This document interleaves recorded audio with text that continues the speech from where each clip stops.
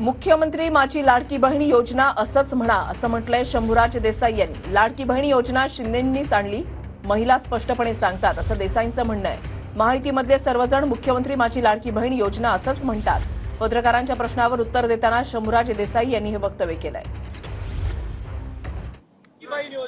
मुख्यमंत्री लाडकी बहीण, तुम्ही पण असं म्हणू नका, तुम्ही पण सरकारी जे नाव आहे ना ते नाव घ्या।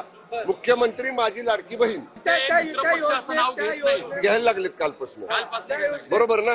म्हणजे नाही काय व्हायचं, थोडस नवीन योजना होती आणि मग योजना घेताना बऱ्याचदा असं व्हायचं अनावधानानं, पण आता काल परवापासून जर बघितलं तर आता सगळे पक्ष महायुतीतले या योजनेचा उल्लेख करताना मुख्यमंत्री माझी लाडकी बहीण, की महिलांना विचारलं की ही योजना कोणी आणली तर महिला स्पष्ट सांगतात शिंदे साहेबांनी आणली।